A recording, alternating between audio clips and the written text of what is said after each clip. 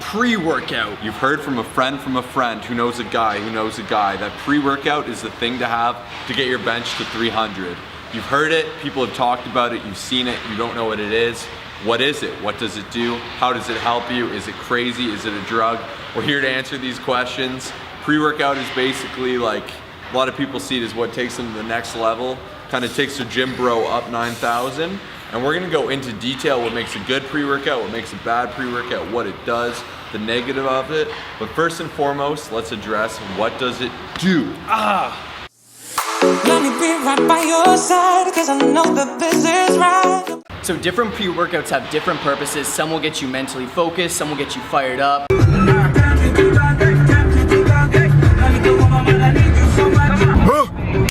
Some will help you recover faster, burn fat, some do all four. Now one thing to keep in mind is that a lot of them can actually serve as a placebo effect, and some of them are actually used as a marketing scheme. Marketing, unfortunately, is a large part of the fitness industry, and sometimes people will put that first, ahead of the product itself. In fact, most times, oftentimes, especially these big companies Shreds. that want to make a quick buck and market their supplements to everyone. They want to market it to you, the hardcore gym goer, the bro goer, the weekend warrior, all y'all. To know which one is actually good, the key thing you're gonna do is look at the ingredients. The ingredients and tell it all. That is to make sure it's not a proprietary blend. That is a mouthful, try saying that 5 times fast. But basically what a proprietary blend is when they get 10 different flavors of ice cream, shove it in one, and they don't tell you the different flavors they use to make the one flavor. So you don't actually know how much of each ingredient is in there. They do this to save money, and they often do this to chintz you without you knowing, just to think that it's a magic blend that's gonna get you fired up, when secretly they're just hiding their mistakes or their ways to save money and cut costs at your expense. So if you see this, stay away. Alright, so now we're gonna talk about ingredients that are recommended and generally good to be looking for in a pre-workout supplement. Protein? Nah man, not protein. The first one we're talking about is citrulline malate. But I love protein. Now, the recommended dosage for this is 6 grams per serving. Freaking huge. This is produced in the body along with other amino acids that you consume. So this ingredient is also known to reduce lactic acid. So the burning sensation that you guys often feel throughout your workouts that causes you to stop early, this ingredient is actually gonna reduce that. Shut up with this nerdy crap. I'm always burning. Is it gonna make me look juicy, bro? Actually, yes. This ingredient is actually known to produce the pump.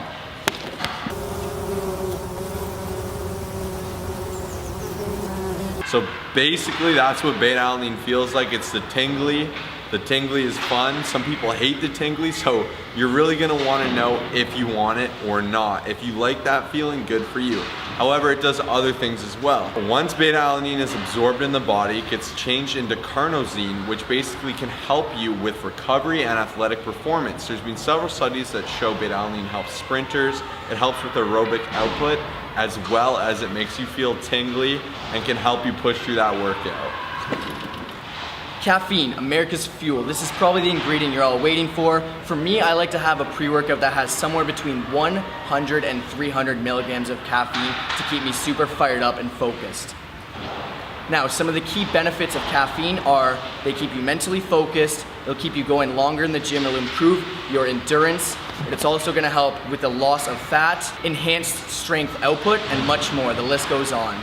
All right, another key thing to look out for is creatine monohydrate. A lot of people supplement this on its own.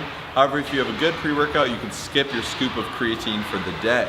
So what creatine does, short and simple, is it helps with ATP generation in your muscles, which help your body effectively use the water and amino acid synthesis in your muscles. This is gonna help your endurance and help you perform more at a higher level.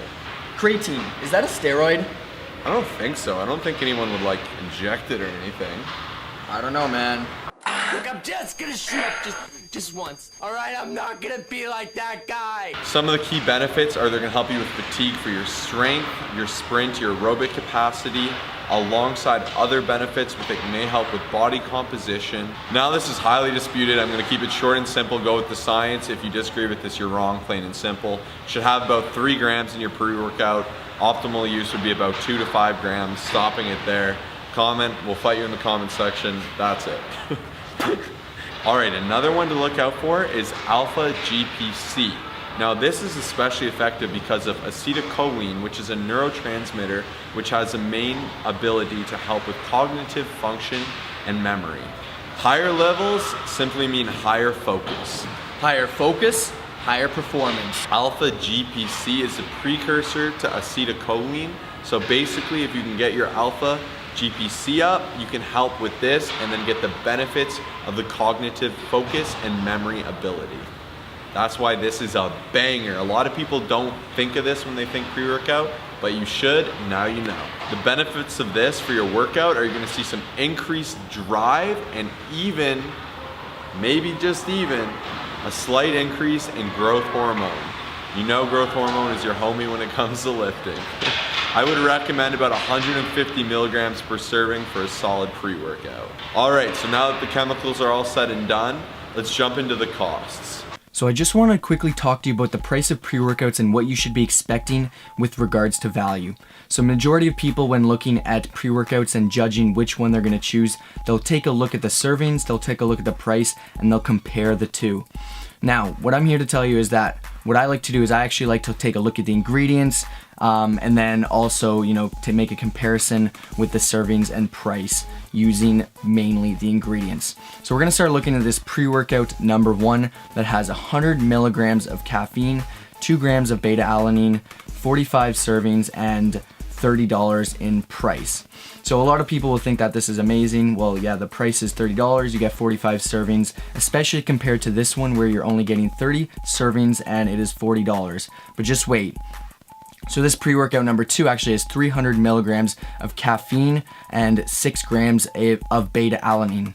Now, for this pre-workout to go down to this level, for us to decrease the caffeine intake, we would divide it by 3 to get down to 100 milligrams. We would divide this by 3 to get down to 2 grams, making it an equal value. So the serving and the intake will be the same, which will bring this value up to 90 servings for just $40. So one thing you guys want to always keep in mind is that everyone's going to have different caffeine intake levels, different beta-alanine, all the different ingredients. So you're going to want to look at that and see which one is going to be giving you the best value and the best bang for your buck. Don't just compare servings and price, or you will be highly misled, especially with the supplement industry. Okay, so our focus of this video is more so inform you about its ability and performance, not so much to do a taste test review. We're gonna review some specifically, including the company we're sponsored by. It might be a little bit biased, but we're keeping it true to what we said in this video. This video is universal, so we'll see how it holds up. But taste, the bigger the company, usually the better the taste profiles. They have more money and resources to get different ingredients, different mixtures, and play around with things. As far as taste goes, especially in supplements, it's really gonna depend on personal preference. So I'm gonna leave it to you guys to go out there and try several different kinds.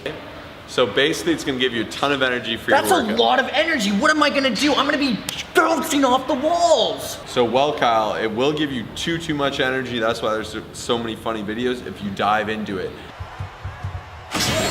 Whoa. Oh. I've never seen a springboard break like that.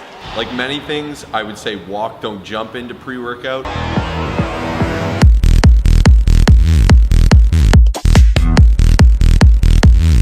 Start with a lesser dose, half a scoop, even a quarter scoop, depending on the dosing compared to our recommendations. One last thing you guys want to keep in mind is that you want to look out for overdependence. So oftentimes, including myself, you take pre-workout so often that you depend on it, and when you actually don't have access to it, you have the worst workouts. And that's not a normal thing. You should never be dependent on any supplement. So for that reason, I'd recommend maybe twice a week for a 2-week period of time, taking a week off, and then repeat. And then obviously, if it has a lot of caffeine, don't take caffeine before bed. I'm not your mother, but trust me, I wouldn't do this. You'll be up forever.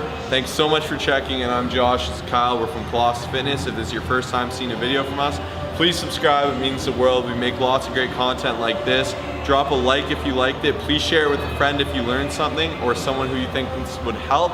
Thank you so much for taking the time to watch us over anything. Peace, and we'll see you in the next video. Let me be right by your side, 'cause I know that this is right.